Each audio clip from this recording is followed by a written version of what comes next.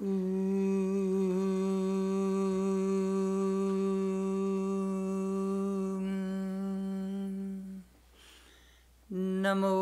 Namo Buddha Divakaraya. Namo Namo Gautama Chandrikaya. Namo Namo Ananta Gunanaraya. Namo Namo Shaikyanandanaya. I bow down to Lord Buddha, who is luminous like the blazing sun, then soothing like the moon. I bow down to Buddha, the prince of Shaikya dynasty and the man of infinite divine qualities. May Buddha awaken our hearts. Om Shanti, Shanti, Shanti. Peace, peace, peace, Pinpool.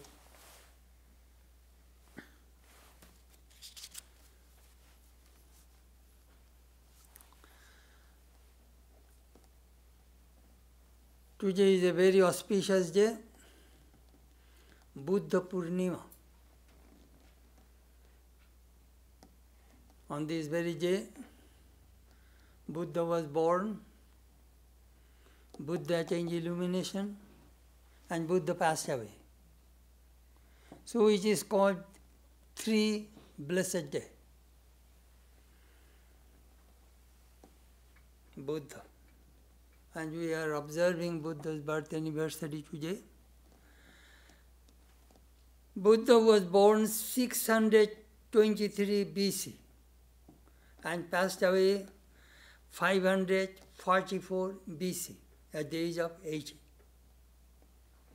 He was born in Kapilavastu, near the foothills of the Himalayas. His father was a small king of a small place, we may call the ruler, Shuddhodana.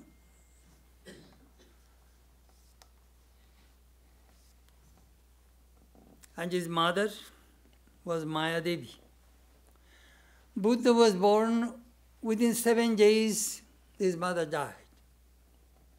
He was raised by his aunt, Mahaprajapati. Buddha was brought up in luxury as a prince. He learned 64 lipis.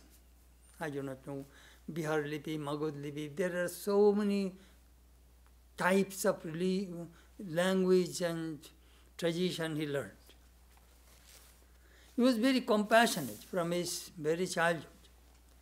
Once his cousin Devadatta shot a flying swan, and Buddha ran and removed this arrow from this body and saved the life of that swan. Now these two brothers had fight. Who owns that swan? Buddha says, it is mine. The other body, Devadatta says, it is mine. They just gave the verdict. The person who saved the life, that swan belonged to him. So Buddha got it. Buddha was married when he was 16 years old with Yashodhara, Gopa.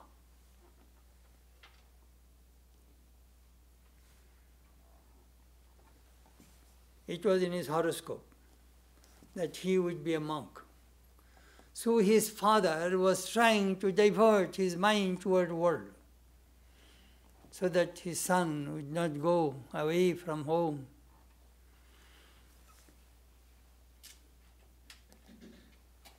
One day, Buddha went for a outing with a carriage, and he saw an old man walking, very old, with his cheek shivering. Buddha asked his attendant, Chandaka, who is he? Oh, he is an old man. Everybody in this world one day will be old. Is that so? That is the first experience, first exposure. Another day he went out and found a man was shivering. What is he? What is that man? Oh, he is suffering from fever. Every human being suffers some kinds of disease. Oh, disease. Another day he went out and found some people are carrying a dead body. What is that? Oh, a man died. They are taking him to the cremation ground for cremation. Everybody will die one day. No, death. Another day, he went out and found a monk, a mendicant, walking through the street. Who is he? Well, he is a monk, renounced everything for God.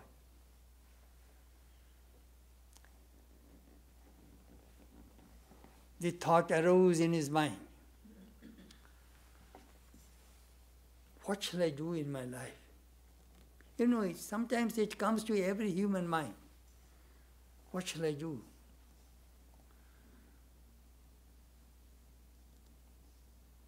I like to stop these three things. Jara, old age, disease, and death. I want to stop these three things. How can I do it? I shall explore this human life. So he was thinking, I must leave home. The day the tradition says, the day Buddha saw that monk and was coming to the palace, the messenger gave the news that he had a son. A child was born. His name was Rahul. Buddha was thinking, my goodness, again it will be bondage. He was deeply contemplating about his future. The king was watching him, and he built 3 palaces for Buddha. You will have to understand the Himalayan region in the Nepal below. Heavy rain, so there will be palace for winter, for rainy season. Very cold, 1 palace for the winter season, and summer, 1 palace for the summer. He had 3 palaces. The king father engaged beautiful girls, the singers, dancers, to entertain his son, so that his mind will remain in the world. Buddha was contemplating, what shall I do in my life? Finally, he decided, I must leave.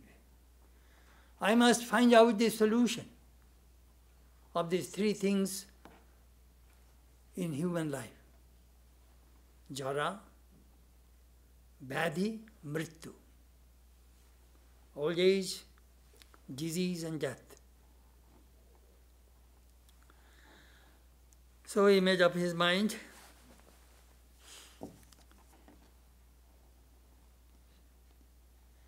His marriage life only 13 years. At the age of 29, Ovinishkraman, the great departure, he left. He thought, before I leave, I must see my son.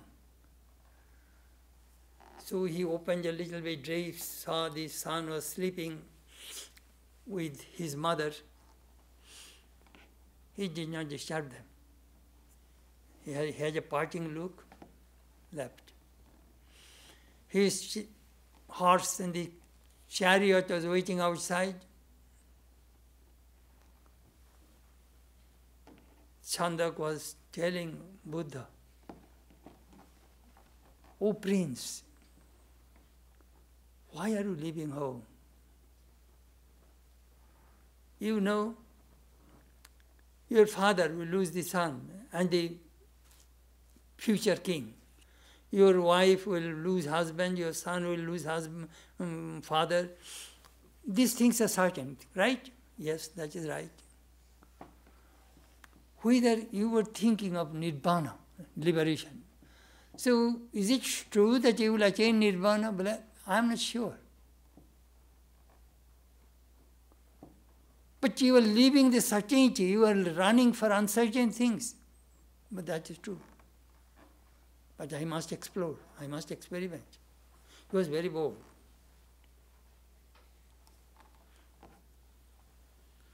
He left. The tradition says when the horse was passing through the city, Jaksha put hands below the feet of the horse so that there shouldn't be any sound. When he went out of the city, he gave up his royal dress, all the jewelry to Chandaka and told him, go report to my father that I left. I must find out these vital questions of human life. He came and he found two gurus. One is R.R. Kalam and Rudrak. Learned Vedanta, Upanishad, scriptures from them. No peace. No peace. No, I must leave. He left. He went near Goya, a place called Urbillo. There he started to practice sadhana.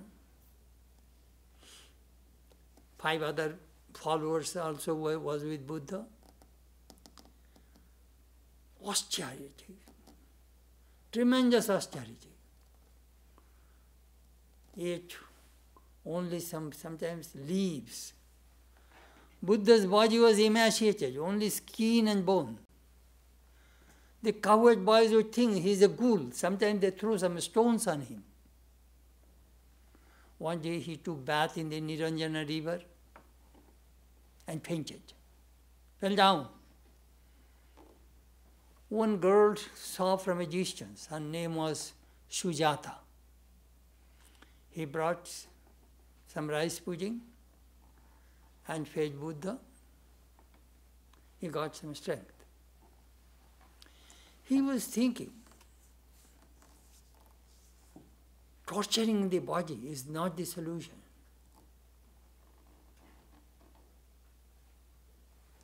It does not kill my desire. Killing the body, desire cannot be killed. I have to kill the desire. He started to eat. He followed Madhyam Pantha, middle path. That is a beautiful analogy. Here is a musical instrument, sitar, or if it is too tight, you will not get the right sound. If it is loose, you will not get the right sound. It should be tuned just right, so that you get the right sound. That is the way. Buddha said, too much luxury is not good. Too much austerity is not good. Follow the middle path. You will have to kill the desire. So his followers left him because he broke his austerity. Buddha went to that place. I went there in 1982. Bodhiviksha in Goya. This kind side is called Vishnu Gaya, the other side called Buddha Gaya. Vishnu Gaya for the Hindus, where they do the pinjas, offer the pinjas for the departed ancestors. And both Gaya, I remember his name was Jagat Jyoti. He invited me for lunch in a monastery and showed me around.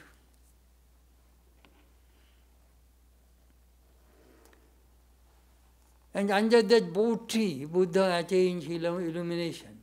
He took a vow. That is a beautiful vow.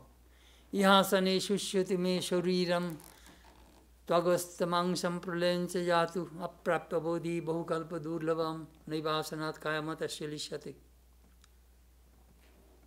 Let my body die here. Let my flesh and bone fall apart. But without attaining nirvana, illumination, I shall not move from this place.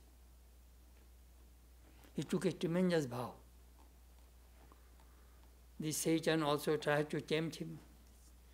He says, Barang Gramo, Barang Mritu, Gramo, it is a beautiful word. Barang pranoharodhik gramyam nocha jivitam sangrame maranam shriya nacha jivita parajita.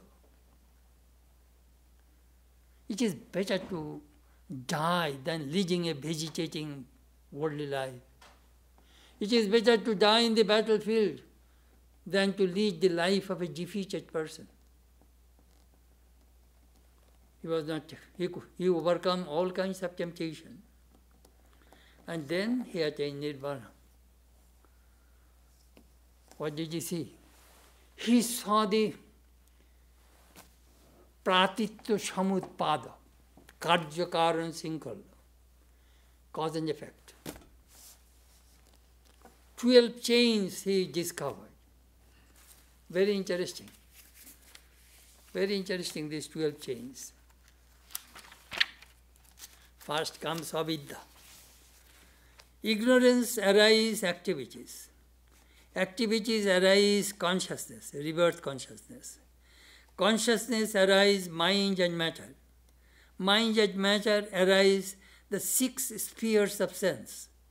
The 6 spheres of sense arises contact. Contact arises feeling. Feeling arises craving. Craving arises grasping. Grasping arises actions. Actions arises rebirth.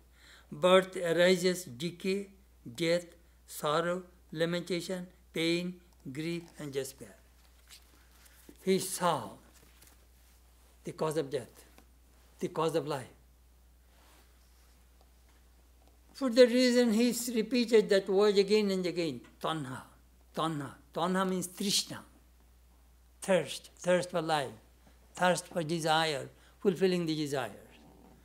If I can knock out that thing, bas, no more problem. So, he discovered this Karya Karan Sinkhala, Sambandha. Buddha is just like a physician. You are a doctor. You know 4 things.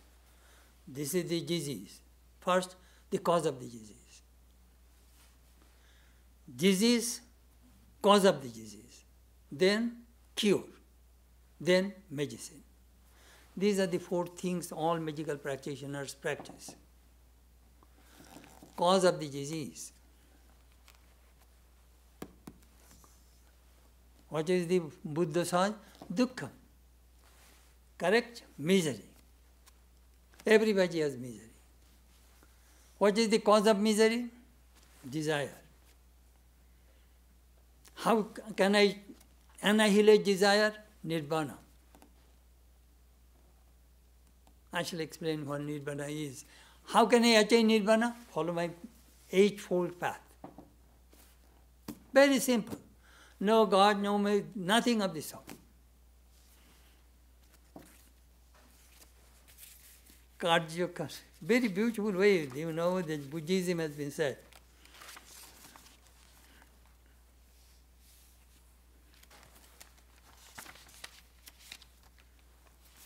Chotu Rajya Shat, 4 Noble Truth. This suffering, the cause of suffering, the cure of suffering, and the medicine of suffering. 8-fold path of Buddha.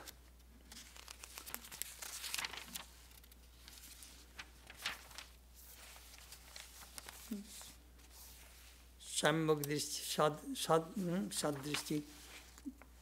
That you know that on the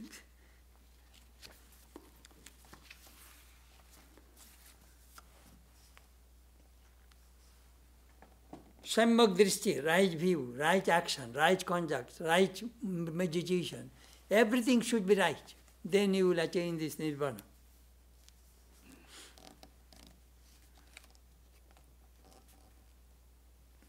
Samyak Drishti, Samyak Sankalpa, Samyak Karma, Samyak Ajiva, right livelihood. Anyhow, these are the 8-fold path of Buddha.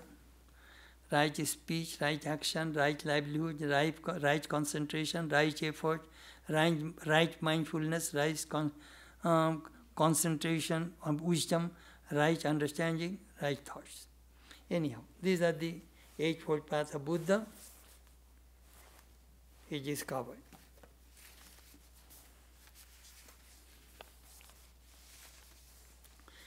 This man says, in Buddhism in a nutshell. In one sense, Buddhism is not a religion. In another sense, it is the religion of religions. Buddhism is neither a metaphysical path nor a ritualistic path. It is neither skeptical nor dogmatic. It is neither self-mortification nor self-indulgence. It is neither pessimism nor optimism. It is neither eternalism nor nihilism. It is neither absolutely this worldly nor otherworldly. It is a unique path of enlightenment. Dhamma. Very interesting, this Buddhism. Swami Vivekananda said, Buddha preached the moral and the ethical aspects of Vedanta. Buddha was an ideal karma yogi. This person had zero selfishness and the purest of the pure. Buddha became so pure that people flocked to him, and the Brahmins, those who practice austerity and sacrifices, their business, the priest class, their business was, they are out of business. So they wanted to kill him. So the priest came and said, Buddha, hello, we want to perform a sacrifice. And we want a purest spot. Your body is very pure. We want you to perform that sacrifice on your body. Buddha said, that will be fine. So Buddha lay down and they put, when they sacrifice, they put the wood, one after another, sacrificial wood. They set, and then they put ghee on it, and then they set fire. The blazing fire over his body, but he was not burnt. The priests are puzzled. What is the matter? The Buddha said, there is no death for me because I am pure. Purity has no death. That was a very beautiful, fabulous story of Buddha. Buddha attained Nirvana. I remember in our Vedanta class we had a fight about Nirvana and Mukti. The Nirvana of Buddhism and Mukti, liberation of Shankara. What is the difference? So we are debating. Then our principal Swami gave a beautiful solution. He said, there was a boat. In that boat, Buddha was there and Shankara was there. The boat left the harbor and went into the deep sea. Nothing you can see, only water and space. So Buddha looked upward and said, Sarvam Shunyam Shunyam. Everything is void. And Shankara looked downward and said, Sarvam Purnam Purnam. Everything is full. Both are in the same boat, both are in the same place. One looked upward and saw Shunyam, void, another saw downward and saw Purnam, full. So he said, one looked at the negative side, another saw the positive side. That is the difference. Same experience. Very interesting solution about Buddha. Nirvana. I drank the nectar of immortality by the power of love, compassion, and joy. I caught ignorance by the shining sword of knowledge. So Buddha became Gautama. Buddha is not the name. His name was Siddhartha, Amitabha. Buddha had many names, Gautama. But Buddha is an awakened state. Christ is not the name. Jesus was his name. So after illumination, he came to Saranath. It's just a few miles from Benares. It is a beautiful monastery still. I went several times anyhow. Sharanath, he came and said, do you know what shall I do? Dharma chakram pravartishe. I shall start rotate the wheel of dharma. At that time there was no car, bullock carts are there. So if the car, the bullock cart is stuck in the mud, what do? All people will come and the spark, they put their shoulder and all people push and take the cart out from the mud. So the whole society, whole country has been sunk into the worldliness. And it is Vedic sacrifice. I shall bring some kind of energy, motion in my dharma. And that happened. During the time of Buddha, India was full of monasteries and the convents. Amazing. Tremendous power.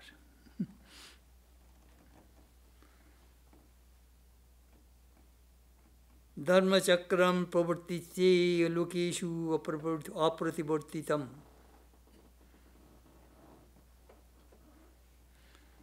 He found two Brahmins, Modgalayana and Shariputra, his first two main disciples. They saw Buddha's illumined face, they became disciples. So he began to attract many people. Then his mother came, Mahaprajapati, stepmother, and wanted to join the he refused. He did not want women in the organization. And nearly he came with 500 women. These men who become monks, he collected all their wives and came to deputation to Buddha that we also want to join. When Ananda said, dude, see the condition. These women also have sufferings, pain. Why will you neglect them? Buddha at last agreed to accept the women. Then he made a forecast. The longevity of my religion will be now half. It is supposed to be 1,000 years, it will go 500 years only. It will fall. That happened in Buddhism. That happened in Christianity. If you read the history, in the medieval part of Christianity, there is a tremendous degradation, corruption. They should be separated. Anyhow.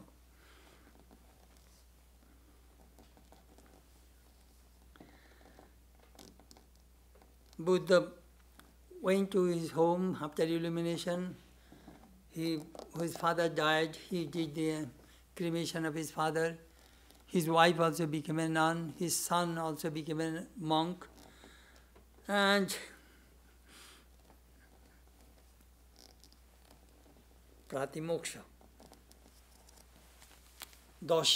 Shila, disciplines. You know, through practicing morality and ethics, how much people can grow, Buddha demonstrated.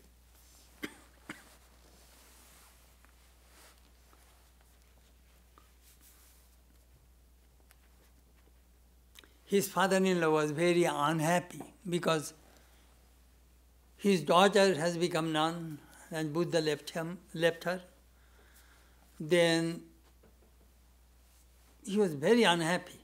So he wanted to hurt Buddha. One day Buddha went for begging and he was drunk and taking many people. He was disrupting the monks. Buddha forecast that within 7 days this person will be buried under his own house. So he remained on the top of the house for a whole week. On the 7th day, the moment he came down, the building collapsed on him. Very interesting story.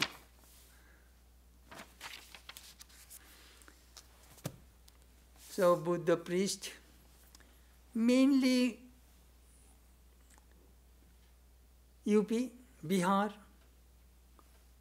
and Nepal, this area. With the map, if you see, this is the area Buddha priest. So when he was, after his mission, he was going toward Kushinagar. On the way, he was very sick. He had some food from a devotee's house, which brought him blood dysentery. So he was about to die. His cousin Aniruddha was asking Ananda. Ananda was also Buddha's attendant and cousin. I said, Buddha is going to die, that I have 4 questions. Please ask Buddha my 4 questions. What are the 4 questions you have? Buddha asked. Our first question, that when you will depart from this world, we are going to gather all of your teachings. How shall we introduce those teachings? Buddha says, use 4 words.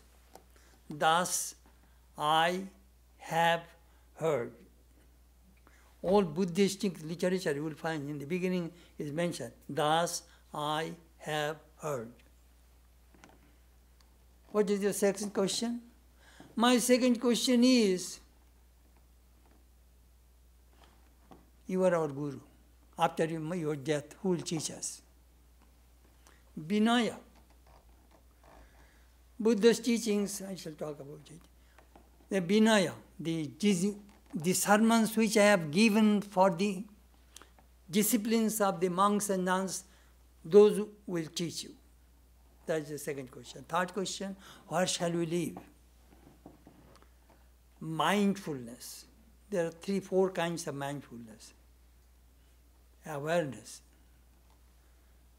Fourth question, in the monastery sometimes we see some monks are very indisciplined, not bad, very bad, quarrelsome. How shall we deal with those monks? Oh, that is a very simple thing. How? Don't talk. Just ignore. Maintain silence. That person is bad, he will think that I am bad, so he will leave automatically. He will not have to talk. Just Gandhi's non-cooperation. Do not talk to that person. Automatically that person will leave. Very interesting. Buddha died. Buddha's body was cremated.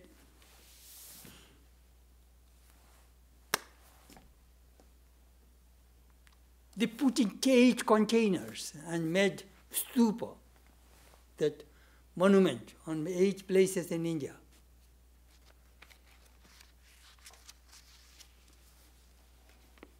Within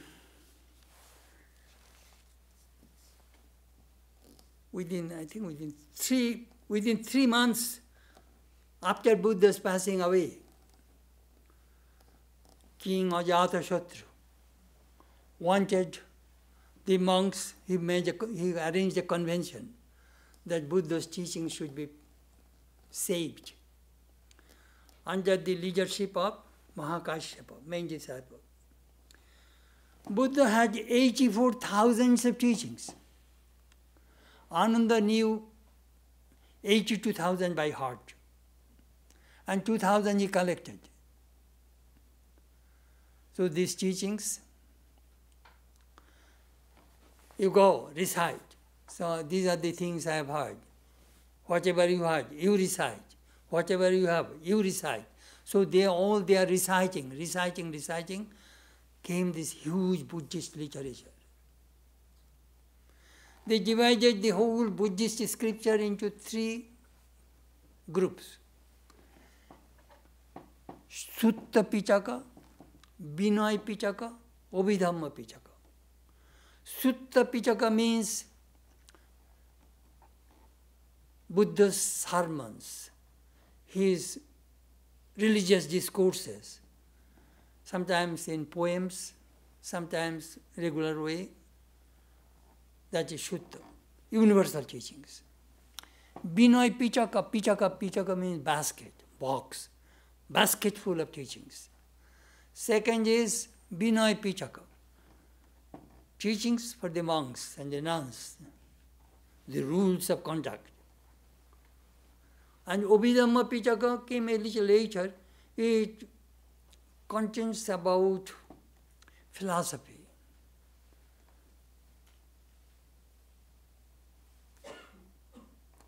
about ultimate truth.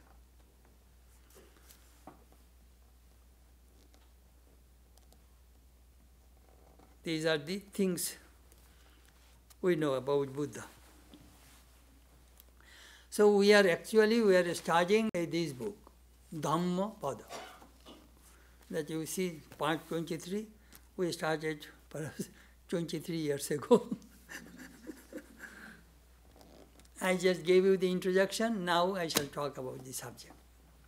Dhammapada is one of the topmost scriptures of the world, like Gita, Bible, Torah, Quran. Dhammapada has many meanings. Dhamma means truth, righteousness, religion, nature, action. Dhammapada means the steps, paths, the base of Dharma, or Kavita, Gatha, ballads, teachings, poems. So there are 423 verses are in this book, in 26 chapters. So we are studying. Then there in the 5th century, there is a person named Buddha Gosha. He wrote a commentary on it. The chapter we are studying called Papa Bhagga, the evil, sin. You know, in Vedanta, there is no sin in the Atman. Esho Atma, Apahata Papma, Bijaru, Bimritu, Bishoka. The Atma has no sin.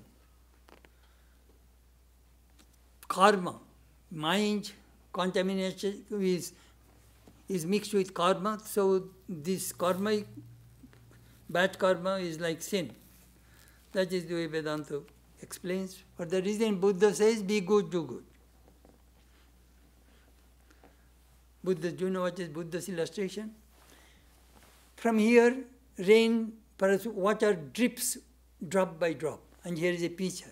One day the pitcher will be full. So bad karma, if you continuously do bad karma, bad thought, it will fill your jar. That means you will be an embodiment of evil. Same thing Buddha says about virtue, punya. Good karma, good action, drop by drop, every day do something good. Be good, do good. Then drops, then the jar will be full. You will be the embodiment of virtue. Good and evil. That forms the character. That Swamiji said. Whatever you do, whatever you think, they leave some impressions in the mind. Some total of those impressions form the habit, and the habit forms character.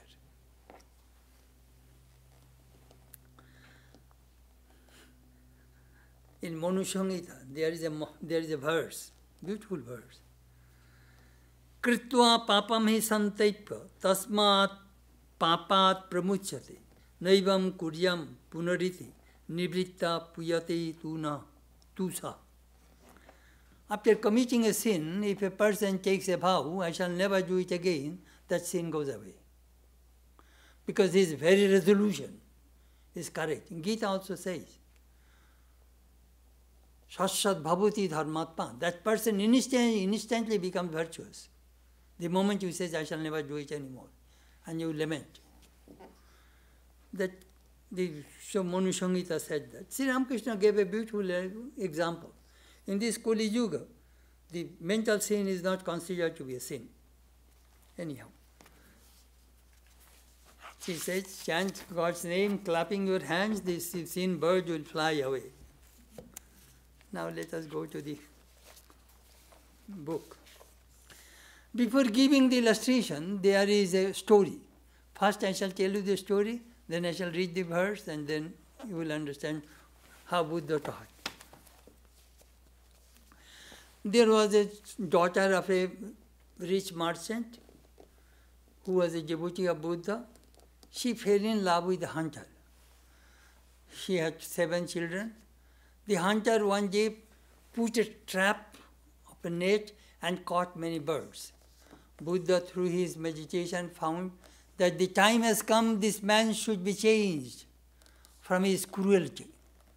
He appeared there and lifted the net, and all birds flew away. The hunter was very angry. He took his bow and arrow and about to throw on Buddha. He pulled, but the arrow does not move. Then his wife and children came, and they all took the refuge of Buddha, and Buddha blessed them, and they changed their whole life. In that connection, Buddha told this story. He who has no wound on his hand may touch poison with his hand.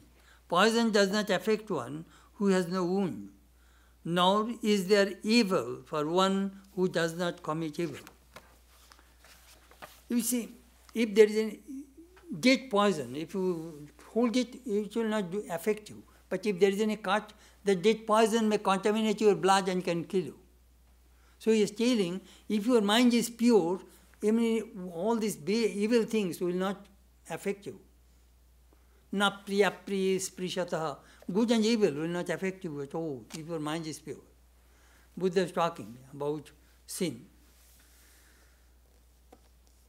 Nahi koshit kshanavapi jatu. No. Nahi kullano krit koshit durgatim tato gacchati. Krishna says in the Gita, the doer of good never suffers. In Theravada Buddhism, there is a lot of these questions, how to get rid of the karma.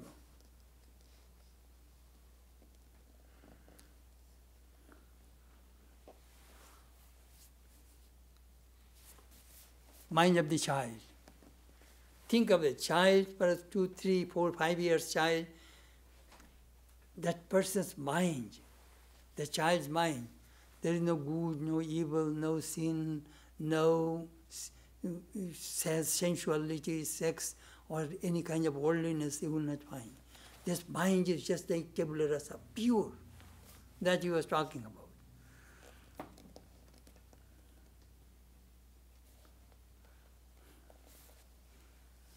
So Buddha told that story that, make your mind pure. Next story. There is another hunter. He wanted to go for hunting, but on the way he saw a Buddhist monk. He was thinking, seeing a holy person practicing ahimsa, I shall not get good cash today. So he did not go for hunting that day. Second day he saw the same person. He became mad. He asked his dogs, go chase, kill him. So the dogs ran. This monk climbed up a tree, and then this hunter then threw an arrow and hit his foot. His feet was bleeding. Then the hunter was very happy. I gave a good, and he also tried to catch that hunter. That anyhow, when he saw that hunter with that monk was suffering, he was very happy. He was coming down from the tree. And the hunter's, this chador, the upper chador, fell on the head of that hunter. And covered with the yellow cloth, Sometimes it is dangerous. So the yellow cloth covered the body of that hunter. Do you know what happened? The dogs which are below, they thought he was the monk and they killed him. They finished the hunter. Those are hunting dogs, you see, very ferocious. When Buddha heard that story, see what he said. Whosoever offends a harmless, pure and innocent person, the evil falls back upon that fool, like light dust thrown up against the wind. If you throw the dust against the wind will, all the dust will come to your eyes and blind you. You see, we call it boomerang. Whatever you throw, that you think will come back. Swamiji gave a beautiful illustration in his Raja Yoga. Do you know what did he say? Here is a stone, you throw it. If that stone has infinite velocity, and the world is round, that stone will encircle the globe and just come and hit at your back. Whatever you will project, that thing will come back to you. That is the reason Buddha, before meditation, would pray, let all beings be happy, let all beings be peaceful, let all beings be blissful. He would say this to the east, west, south, north, so that all those thoughts and vibrations will come to him. You know, you can see it on the street when you go hi, hi. If you reciprocate, people think that you are friendly. Or if you smile a little bit, that person will smile. This reciprocal, approach or exchange is very, very helpful in our society. And that is the reason. Good morning, good night. It is all thinking that, we are connected.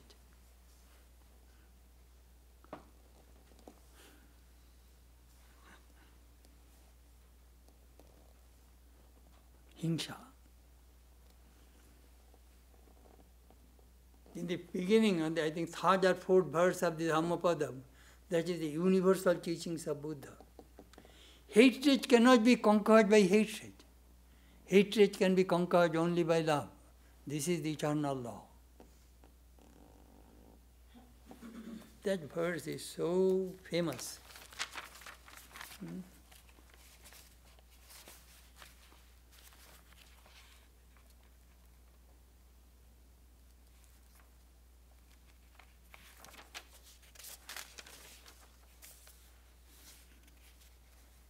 Anyhow, I shall not read that, it is in Pali.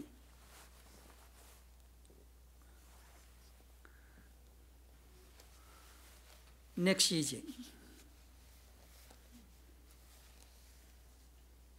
Oh.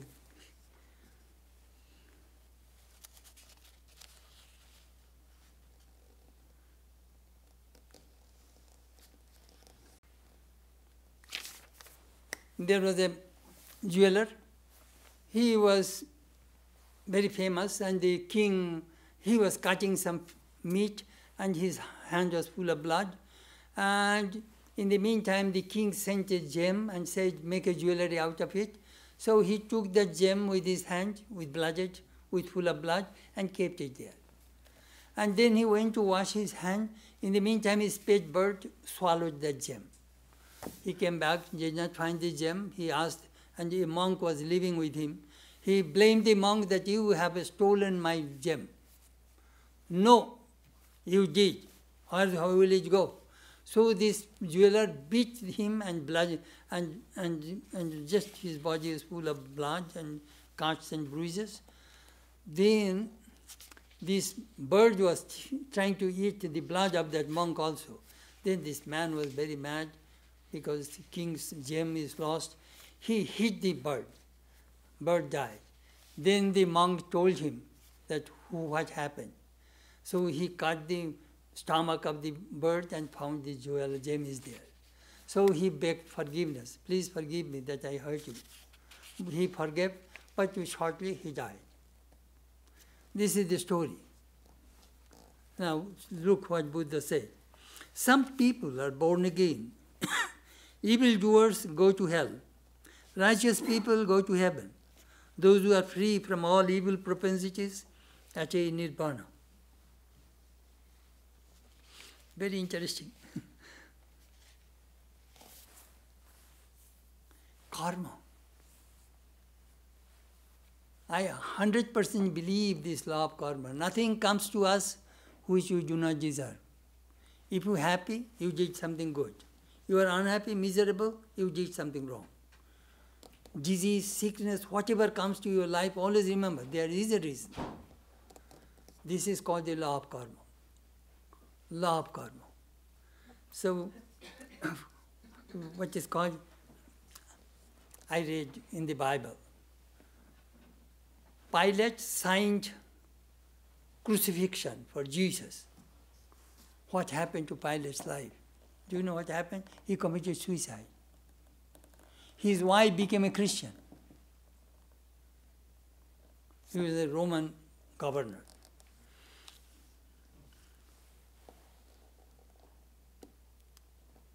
before you do anything to others, think about it. Am I doing right? Karma, law of karma.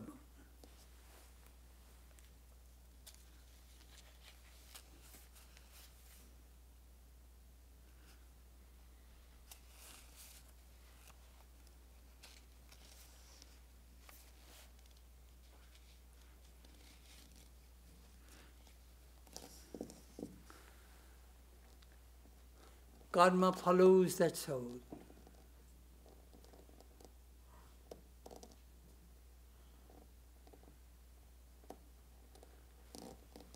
Next story. 3 groups of monks are going to see Buddha. The first group saw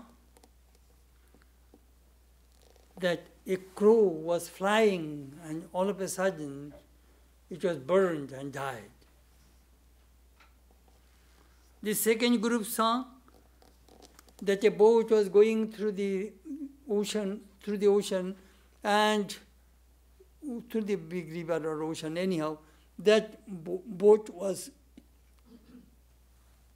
there was a leak or something damaged, so they are thinking, the passengers thought how to save the boat. They threw away the boatman's wife into the ocean and tried to save the boat. Third group saw that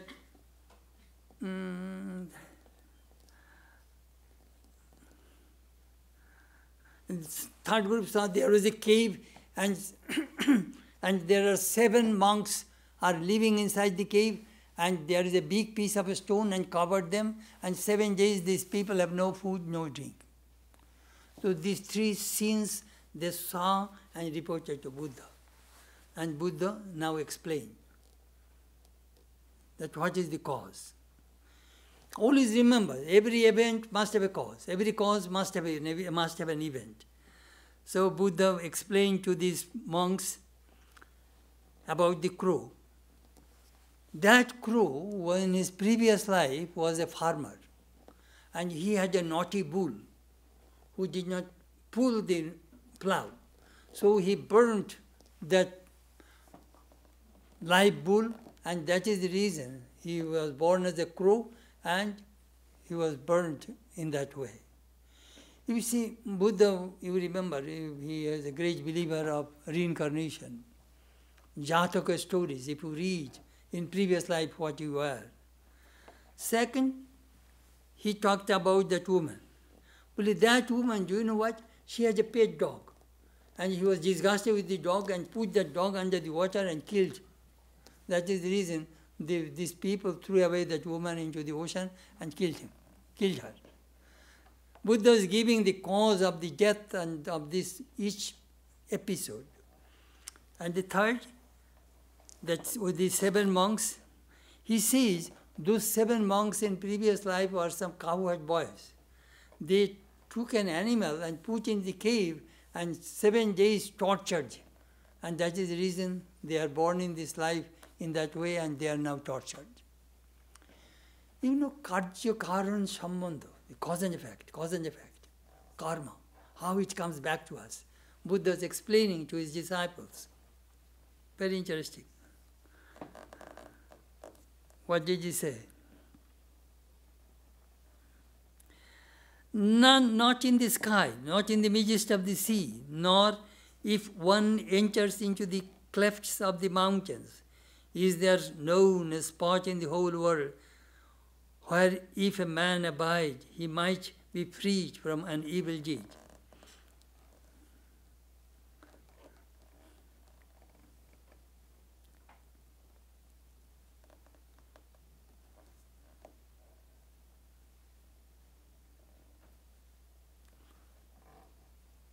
Some people go to the mountain or a monastery and hide many places thinking that his karma will not find him, death will not find him, I can escape. No way.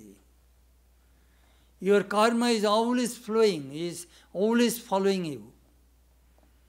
You cannot escape from your karma.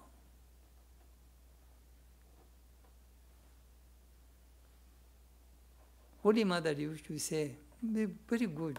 when bad time comes, think it is my karma and pray. You cannot escape. But do you know what was the solution? She gave a fantastic solution. God's grace is there. Suppose you are supposed to lose one leg. Instead of losing one leg, you can get a scratch. That's all. God can reduce your punishment or karma. Or sometimes, do you know what? Happiness and misery is registered in the mind. If your mind dwells in God, physical pain will not affect you at all. I have seen some highly spiritually evolved souls, no body consciousness. Pain, suffering might be there. They do not feel. Because mind is with God.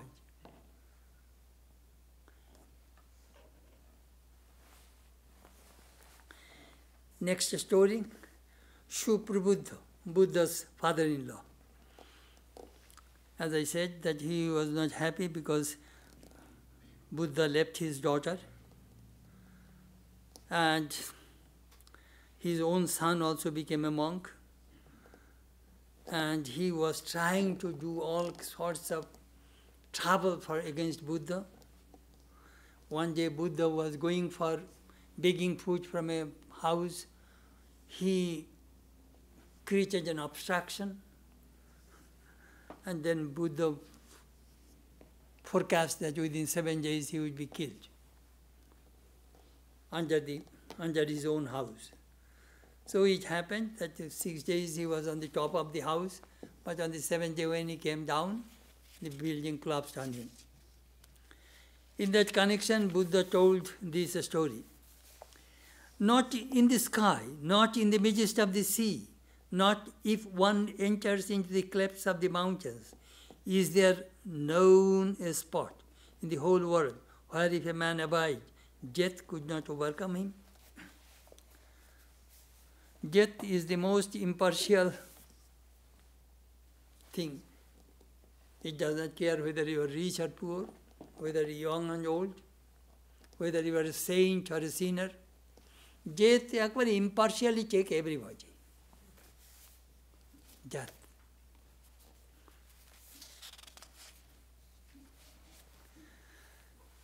So I told you in brief Buddha's life and some teachings of Buddha from the Dhammapada. Buddha's life is very inspiring. Swami Vivekananda made some remark about Buddha. Let me tell you in conclusion a few words about one man who actually carried the teachings of Karma Yoga into practice. That man is Buddha. He is one man who ever carried into perfect practice. All the prophets of the world except Buddha had external motives to move them to unselfish action. The prophets of the world, with this single exception, may be divided into two sets. One set holding that they are incarnations of God come down on earth, and the other holding that they are only messengers from God. And both draw their impetus for work from outside, accept reward from outside, however highly spiritual may be the language they use. But Buddha is the only prophet who said, I do not care to know your various theories about God. What is the use of discussing all these subtle doctrines about the soul?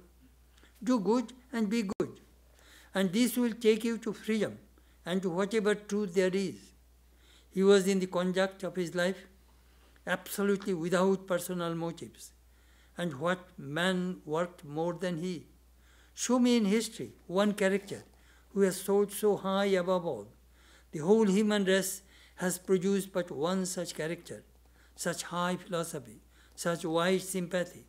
This great philosopher, preaching the highest philosophy, yet had the deepest sympathy for the lowest animals, and never put forward any claims for himself. He is the ideal Karma Yogi, acting entirely without motive, and the history of humanity shows him to have been the greatest man ever born. Beyond compare, the greatest combination of heart and brain that ever existed, the greatest soul power, that ever been manifested.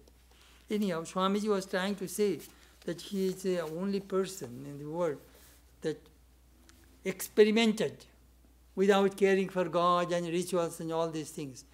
Mere moral and ethical way, he found out this path of illumination. Thank you.